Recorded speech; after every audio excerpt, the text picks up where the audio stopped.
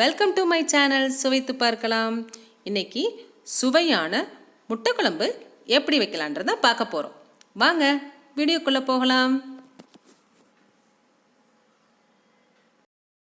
என்னோட சேனலை first time பார்க்குறவங்களா இருந்தால் பக்கத்தில் இருக்க சப்ஸ்கிரைப் பட்டனை கிளிக் பண்ணுங்கள். பெல் பட்டனையும் கிளிக் பண்ணி அதில் ஆல் என்ற ஆப்ஷனை கிளிக் பண்ணுங்கள்.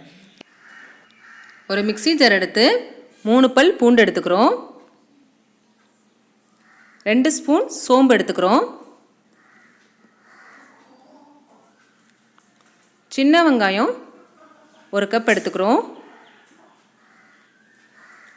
1 கப் தக்காளி எடுத்துக்கிறோம். 2 பெரிய சைஸ் தக்காளி எடுத்து சின்ன சின்னதாக கட் பண்ணி சேர்த்துக்கிறோம். கொஞ்சம் தேங்காய் சேர்த்துக்கிறோம். கொஞ்சம் புளி. இது எல்லாத்தையும் மிக்ஸி ஜாரில் போட்டு நல்லா வலுவலுன்னு அரைச்சி எடுத்துக்கோங்க. ஒரு கடாயில் எண்ணெய் ஊற்றி 1 ஸ்பூன் சோம்பு போட்டு இந்த அரைச்ச விழுதை எல்லாத்தையும் ஒன்றா மிக்ஸ் பண்ணிக்கிறோம்.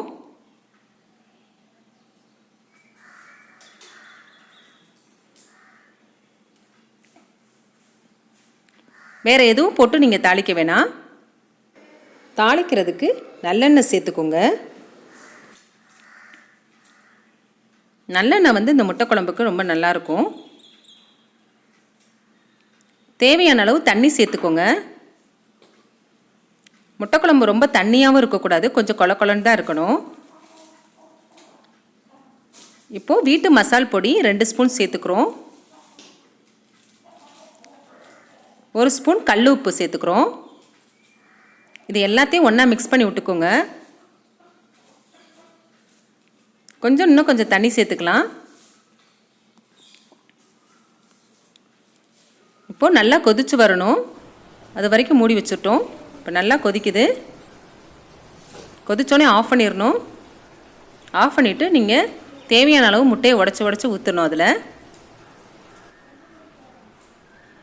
முட்டையை இந்த மாதிரி தான் உடச்சி ஊற்றணும். நீங்கள் சென்டரில் கட் பண்ணி ஊற்றினீங்கன்னா முட்டை பிரிஞ்சு போயிடும். இல்லைன்னா ஒரு கிண்ணத்தில் ஊற்றி கூட நீங்கள் ஊற்றலாம். 10 நிமிஷம் ஆஃப் பண்ணி தான் இருக்கணும். இப்போ மூடி வச்சுருங்க. திரும்ப ஆன் பண்ணி கொதி வரணும். 10 நிமிஷம் கழித்து ஆன் பண்ணி கொதி வந்தோடனே, கொதிக்க ஆரம்பித்தோடனே அந்த முட்டையை கீழே பிடிச்சிடாம நம்ம இந்த மாதிரி எடுத்து விடணும். இல்லை திரும்ப ஸ்டவ்வை ஆஃப் பண்ணி நம்ம கொதிக்க வைக்கிறப்ப முட்டை அடியில் பிடிச்சிரும். அதனால் இப்படி எடுத்து விட்ருங்க. எல்லா சைடும் எல்லா முட்டையும் எங்கெங்கே ஊற்றுனீங்களோ அதை ஃபுல்லாக எடுத்து விட்ருங்க.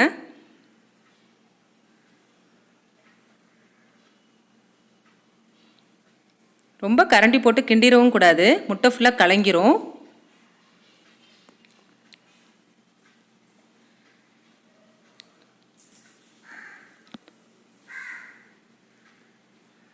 திரும்ப கொதிக்கணும்.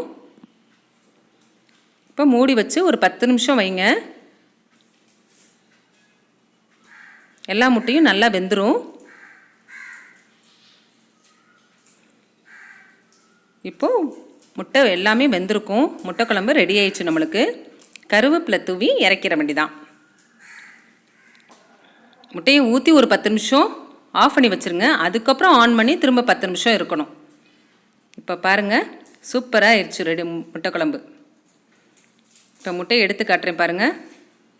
அவ்வளோ நல்லாயிருக்கு பாருங்கள். உள்ளுக்குள்ளெல்லாம் சூப்பராக இந்த முட்டை சாப்பிடவே டேஸ்ட்டாக இருக்கும்.